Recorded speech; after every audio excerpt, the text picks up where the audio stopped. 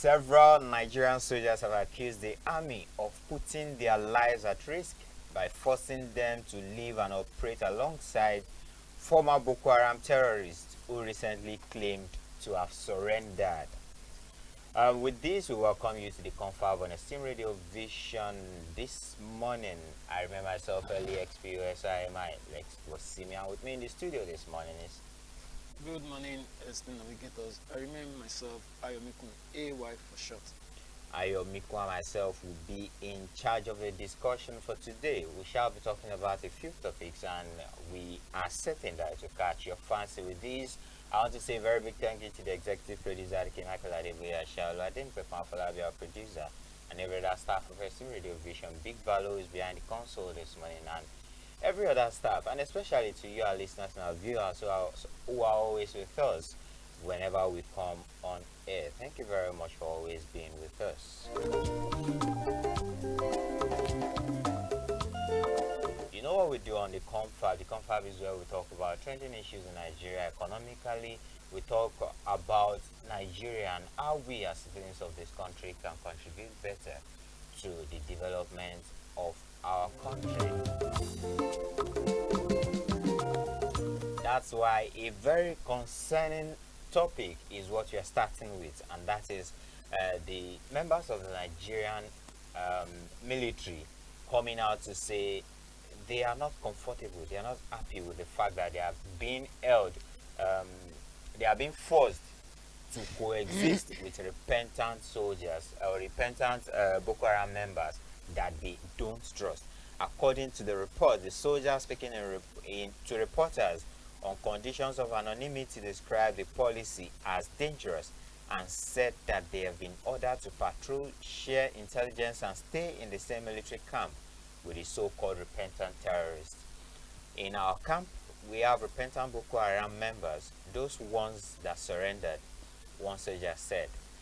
They are working with us. We go on patrols together so that they can give us information about Boko Haram fighters still hiding in the bush.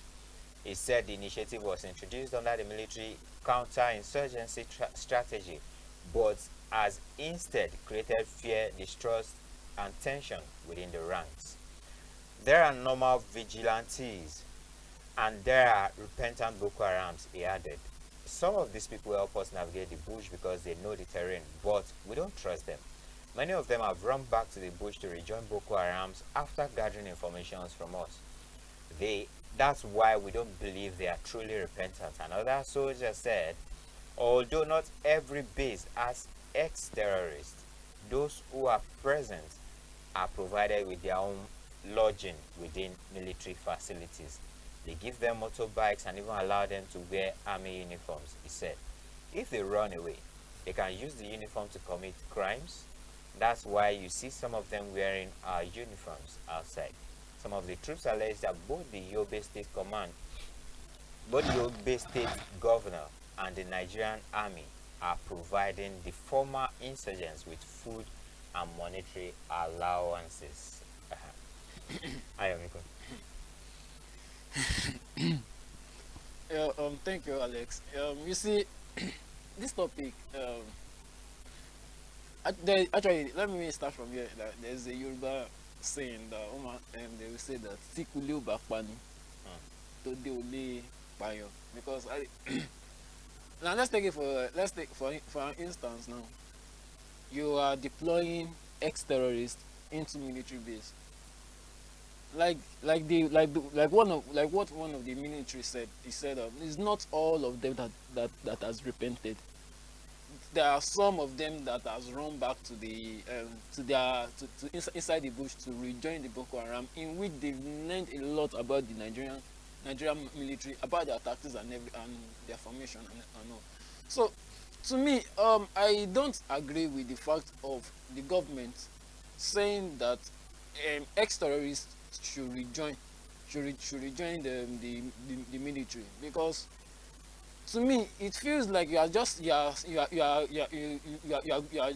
to sell the military. You are selling out military to them. You are selling out the military to them. Everything, every tactics, the way you are going to handle the battle and all. they are going to learn about it, and definitely they are going to definitely they are going to share it to their, because I don't believe that they will still be in contact with their fellow terrorists. They'll still be there's no way they are not going to be they are not going to be in contact with their fellow terrorists. And if that should happen, in what if they learn about the tactics on how they are going to, you know, fight a battle, definitely their Boko Haram foes, they are going to know about it. Then definitely they can do a counter attack, and which can endanger their lives. They can endanger their lives. So I don't for the military saying that, okay, we don't trust these people, definitely it is something reasonable. It is very very reasonable, and is very very concerning, because I don't see a situation whereby ex-terrorists should rejoin the military. If anything should happen, definitely all lives will be in danger. All right, thank you very much, Iko.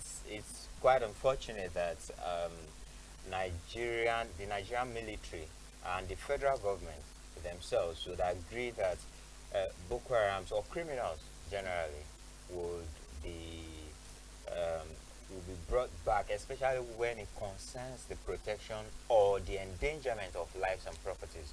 We know the mayhem that Boko Haram has done in this country, and the fact that you are bringing them now, it's not forgiving them that is the problem. Yeah.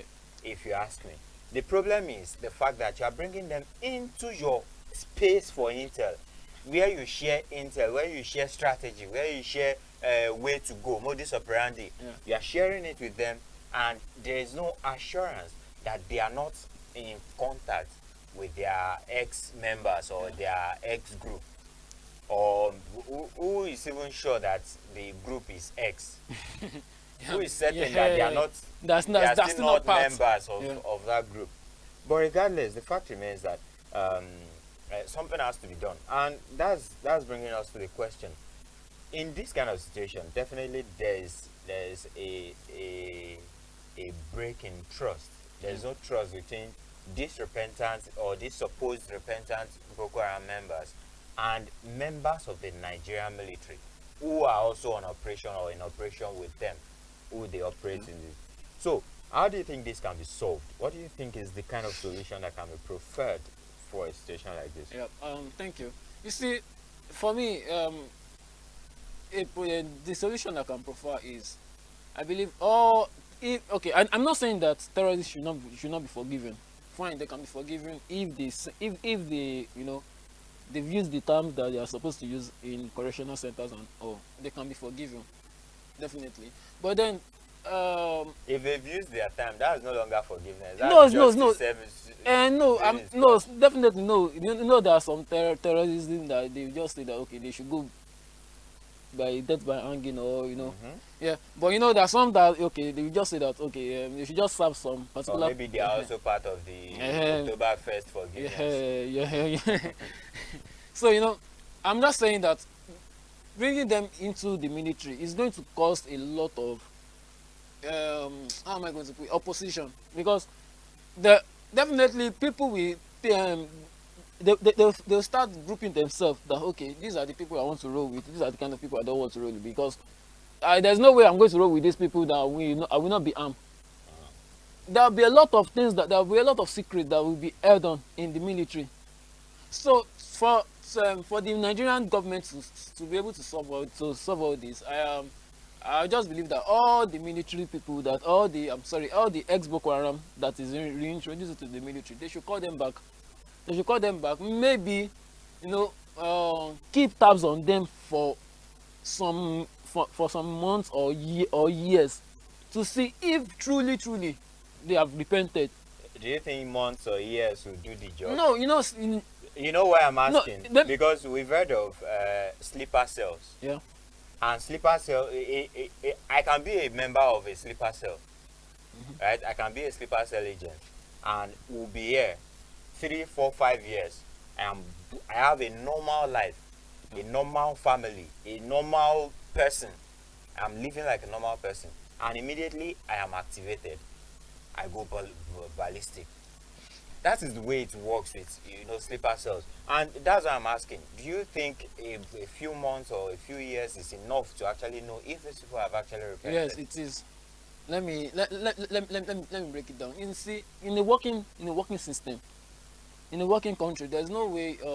For example, there is this in US, if a criminal is being pardoned, if a criminal is being pardoned, there's always monitoring, because I will say there's always monitoring on that same criminal to see the kind of activities the criminal is going on, even without the criminal knowing about it. There's always eyes on the criminal, in which the criminal himself might not know about it. There's always this report that they always get from him to know if it has truly changed or not. So I believe if that can be brought into the system here in Nigeria to to keep tabs on the ex-terrorists, so definitely, okay, at some point they're going to know, oh, truly this person has really really really changed. this this person has really, and this person can really serve Nigeria. So I'm just saying that, put doing that kind of a thing can cure all this distrust in members in the Nigerian army, because to me, if there is distrust in Nigerian army, uh, there will be a lot of problem. There will be lots of problem. Yes, I agree with the fact that there's going to be it's going to cause a lot of chaos, because for every unit in the military, Yeah. one of their biggest strengths is trust. Yeah. The fact that they trust one another, I can entrust my life to One the another. My fellow. fellow's hands, and my fellow can entrust his life to my hand. And once life is lost, nothing is left. Yeah.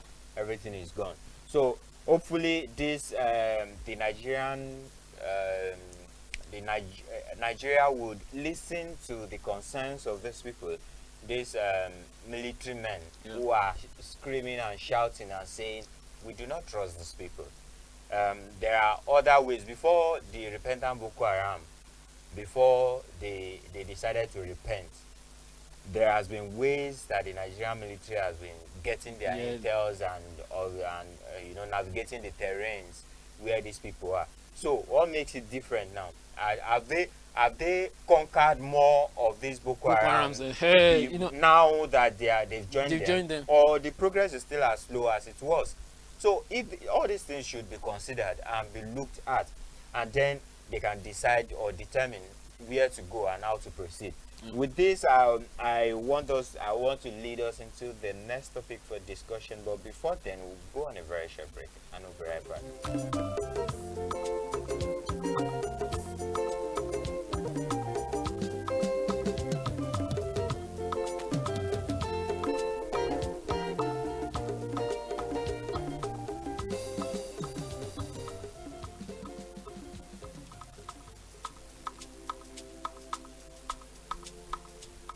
All right, you're welcome back from that very short break. It's still myself and Ayomiko in the building, having discussions about topics, trending topics, and what has happened in Nigeria over the course of the weekend up to now. Um, in a few days ago, the former Labour Party presidential candidate Peter Obi, he said Yahoo boys are geniuses who need redirection, not condemnation. He said that some Nigerian internet fraudsters, popularly known as Yahoo boys, possess exceptional creativity that can be harnessed for national growth. Some of our so-called Yahoo boys are geniuses who need redirection, not condemnation. Their creativity and courage, if properly guided, can give innovation and national development, Obi said on Sunday in Onitsha, Anambra State, at the Golden Health Conference themed Money Beyond Wealth. Obi, who returned early from a UK trip to attend the event, said it was important because it addressed a vice that has ended our values, the greed for material possession. He stressed that Nigeria cannot achieve greatness while celebrating corruption and rewarding dishonesty. Money is necessary, but it is only a small part of real wealth, he noted. true wealth is built on integrity, character, and purpose. It uplifts society, promotes education, reduces poverty, and creates opportunities for others. The former Anambra governor warned that the reckless pursuit of wealth has damaged Nigeria's moral fabric. Leadership must lead by example, for a nation that rewards dishonesty cannot build integrity. Obi urged Nigerian youth to rediscover the dignity of labor, emphasizing that nations are built not by miracles but by men and women who think, work, and build. He also called for justice and fairness in governance, saying development requires collective effort, not ethnic or religious bias. No religion or tribe buys bread cheaper than another. Nigeria is blessed with abundant resources. What we lack is the will to do what is right, he said. Obi thanked Bishop Owen Nwokolo of the Diocese of the Niger and condemned the organizers for promoting and commended the organizers for promoting discipline and value-based leadership among young Nigerians. See, this topic, to me, I believe that maybe because Azumi is still a member of the Labour Party, still contesting as a Labour Party candidate as a presidency. Maybe he will not be as scared for the upcoming election, because I mean, since when he has changed the his party to, I think, ADP or something. ADC, yeah.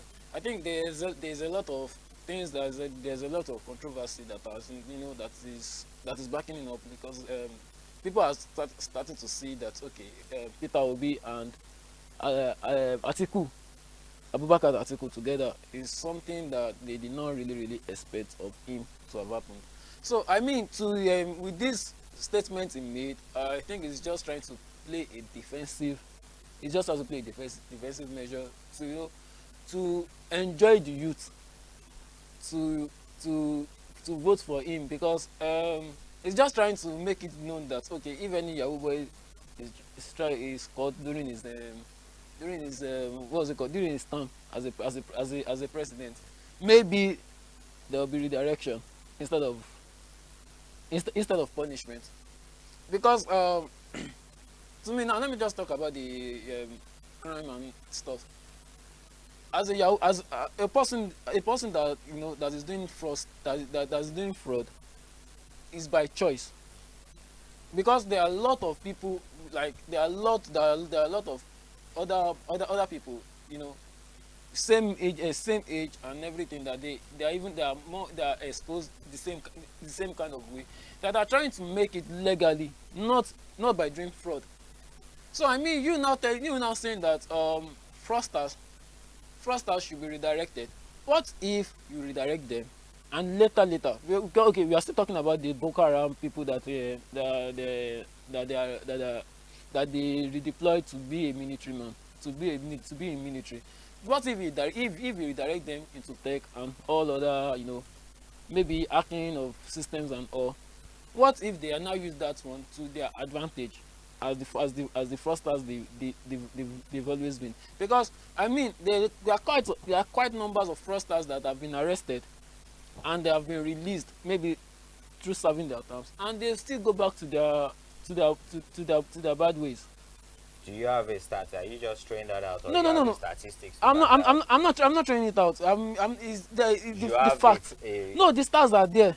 They are not. You are not showing us. No. Because I won't lie. I know quite numbers of them that EFCC have arrested, and still they still went back to still being to their fraudulent act. Okay. Yeah, because I believe that if we say you should redirect them, you are okay. What do you want to redirect them into? Tech. You are redirecting them into tech. Maybe police hacking system, or all other system. What do you, how sorry, how are you sure that they are not going back to their fraudulent activities if you should redirect them? How sure are you that they are not going to go back, that they are not going to use that as to cause damages to even to the country. So to me, I just believe the statement he made is just to play a defensive role, because so that the Nigerian youth can still be in support of him, and vote for him as the next president. I'm beginning to see it from another angle. You keep saying it's because it's so that Nigerian youth can vote for him. Yeah. Does that not now mean that you are saying that Nigerian youths are fraudsters? No, I'm not saying all Nigerian youths are fraudsters. Because if you say, oh, the reason he's making this statement, that would mean that statistically, Yeah. the number of Nigerian youths that are fraudsters are at least 50% of the whole of Nigerian youth. And is that correct? No, that's not correct. If that's the case, then does that not mean that that's a little bit overreaching? No, let me tell you. Okay, now let's assume that let's go by the stats. Let's assume that 30% of the Nigerian youth are Assumption fraudsters. is dangerous at this point, because we are talking about a crime. Yeah. Fraudsters are criminals. Yeah. Right? And fraud is a crime. It's a very so big crime. assuming that 30% of Nigerian youths, Yeah. assuming, Yes, if we have the stats, that would be fine. Okay. But making that assumption that's very No, because detrimental. I'm just saying. That's all selling ourselves short. Okay. No, because the reason why I'm saying that is because I don't just want to pick out something. Let's just assume that that's the start. Okay. Let's assume because I the reason is now we are here now. If Yeah. you are saying 30%, Yeah. it means that if we have 10 youths, Yeah. 3 out of them Okay. are fraudsters. That's what it means. Yeah. And if we have 3, at least 0.8% of them are fraudsters. Yeah. So it means if we have 3 here right now, 0.8, almost one person is a fraudster. And from all your indications, from where you have belonged and all of that, can you say that has been correct? It's okay. No, it does not. Exactly. So Yes. I don't want us to sell ourselves Yeah. short. Yes, we can agree to disagree, or we can agree with the statement, Yeah. or disagree with the statement. But selling ourselves short, because we are all youths. Yeah, definitely. And you know you're not a fraudster. Yeah. I know I'm not a fraudster. So it means that, assuming that 30% of Nigerians, do you know how many youths we have in Nigeria? Okay, you see, That's a lot. Okay. That's a lot. All right. You see, no, I'm sorry. Okay, the reason why I just make that analysis is because I just want to pick out something from there, because you're saying that that the youth, are they, the Nigerian youth, are all of them fraudsters? Which no, they are not. I just want to say that if a Yahoo boy should see that kind of a thing, or a fraudster should see that kind of a thing, that, oh, this guy, then maybe he's expecting a less number of votes from the youth. Why? It can Why trigger- is no, this? I'm serious. Why are you saying this from a political standpoint alone? I think you're not looking at the statement as a whole. I mean, his whole speech at this event. I think there are more important things. Definitely, newsmen, publishers, and all of that, they will look for bites to sell what they are saying. Because reading the whole statement, which I just did, I think there were more important things that is said in that statement rather than what was said in the media.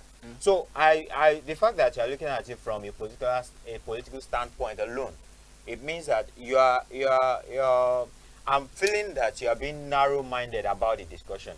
If we look at the discussion very well, I think what he has said, there was a point where he said, Obi urged Nigerian youth to rediscover the dignity of labor.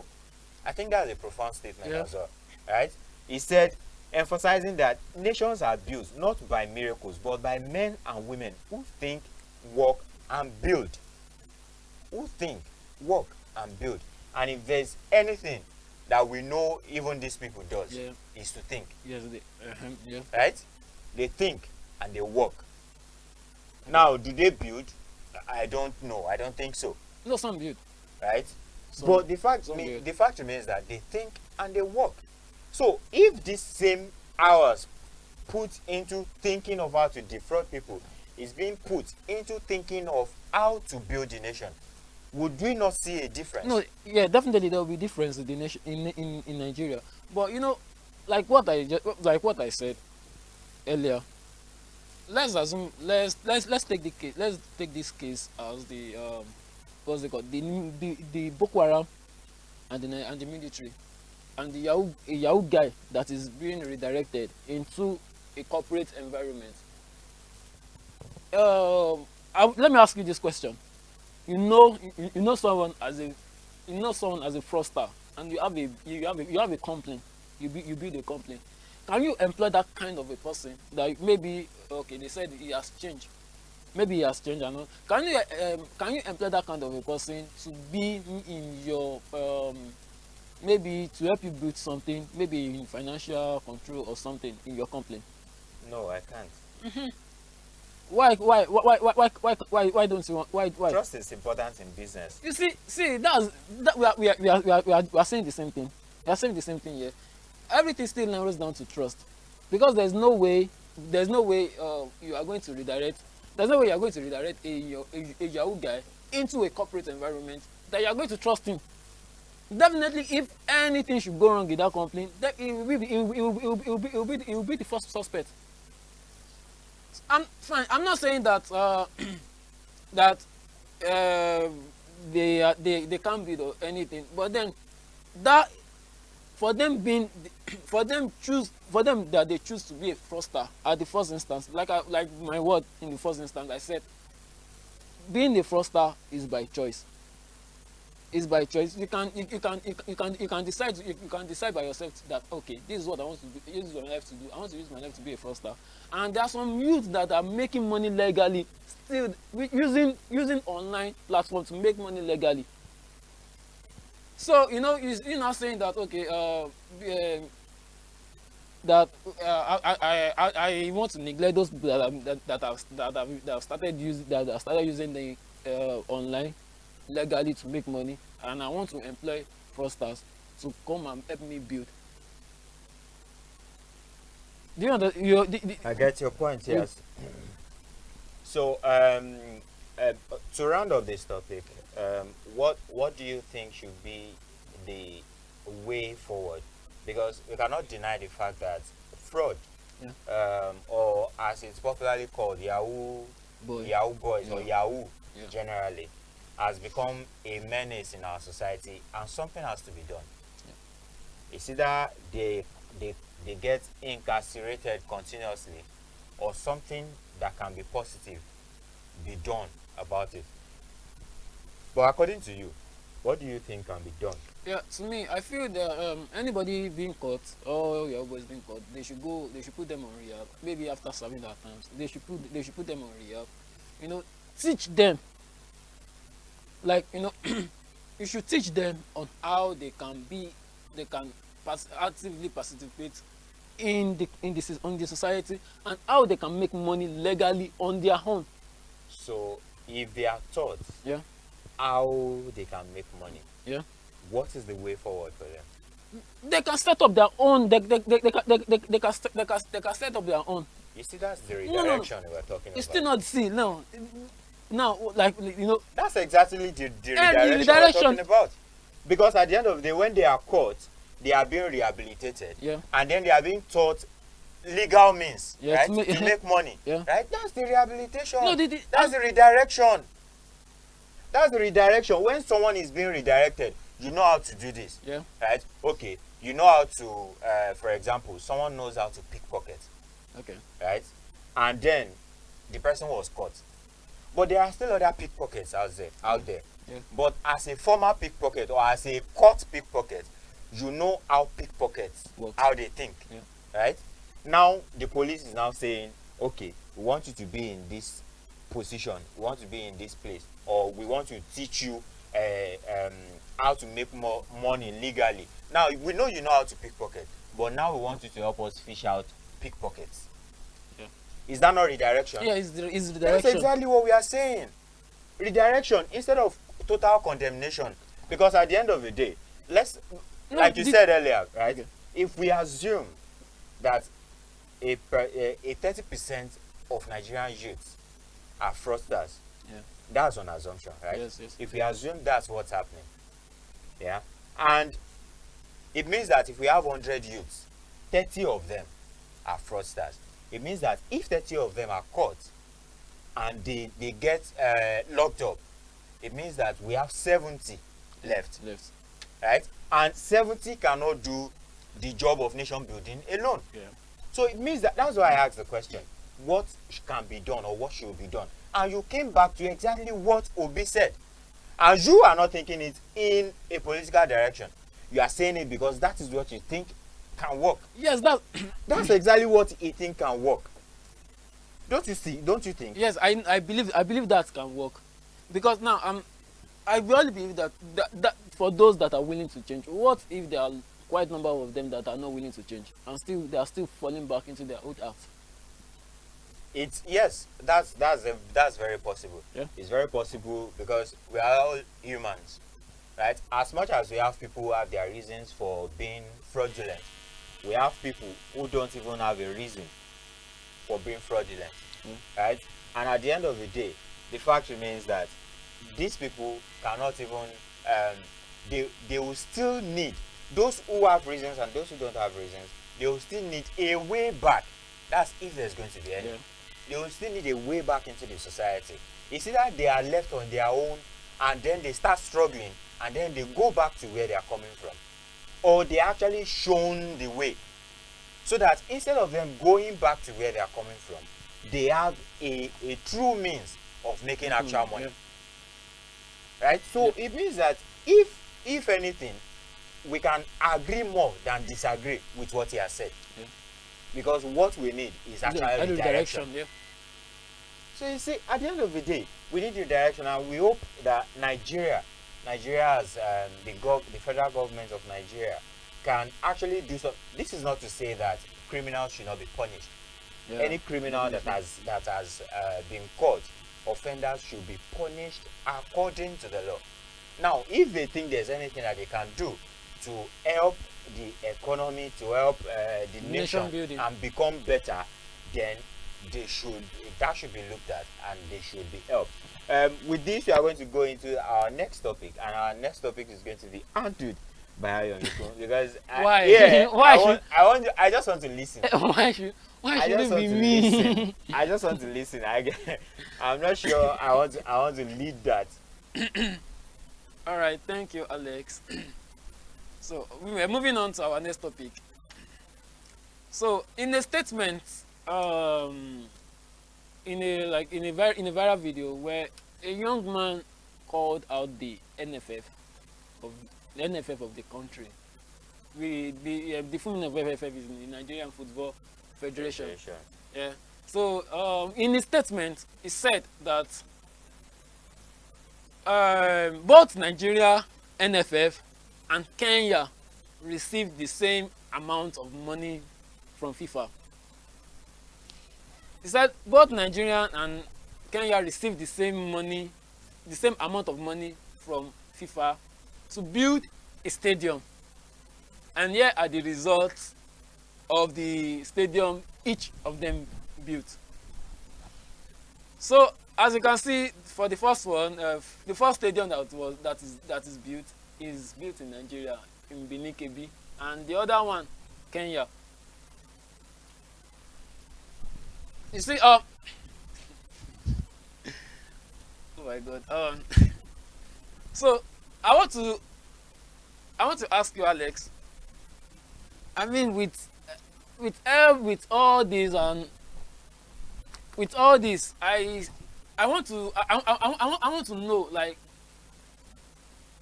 will corruption ever stop in Nigeria? Like this, to me, this.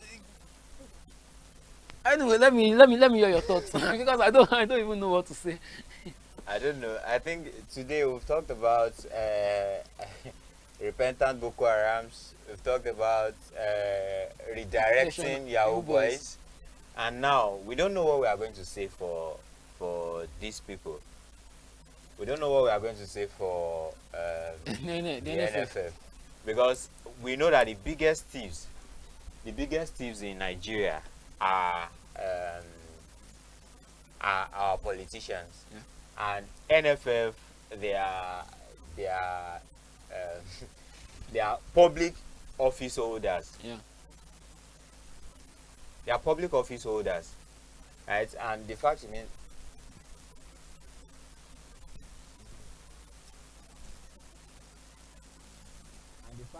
that public office public office holders are they are they have been the major problem we have in this country, and Nigeria will always suffer if these people. Nigeria will always suffer if these people don't if they don't do something. Now the same money has been given to the same money has been given to Nigeria and Kenya, and the result that these people have brought out, it's quite funny that Nigeria came out with a field for 200k. no, 200k. a field where parties are done. Oh, and yeah, Kenya came out with an actual stadium, and I learned they were giving 1.2 million dollars. Yes, like for the building you of see, this, no, the thing is, Nigeria was given 1.2 million dollars. Like that's 2.4. There has to be 2 stadiums. Okay. They only build one, and the other project is nowhere to be found. They are still on They are still on it. They are still There is no direction. Anyways, I think we'll be able to talk about this better maybe tomorrow on the Confab, where we can have more discussion about how this money was spent, how Nigeria came about this, how Kenya came about their own. And with this, we are going to draw the curtain on the Confab this morning. It's been a wonderful time with our Mipmuiwai for short. And special thanks to the executive producer, Kimaka Ladiboya Shaula, then Kefa Falabi, our producer, Abisamad Balogun, the man behind the console, and everybody who have contributed on Facebook. That's at Diola Remi Dola. Good morning, Margaret Omojo. Good morning to you. Ogbeni Atoba Tele Samuel. Thank you very much. Thank you very much for being a part of the program this morning. Special thanks to all staff of SM Radio Vision, and special thanks to you, our listeners and our viewers, who are always a part of our program. Thank you very much for being here with us. Till we come your way again, I remain myself, Posimi. Make sure that you enjoy yourself today, have a wonderful day today, and do not drink and drive. Bye for now.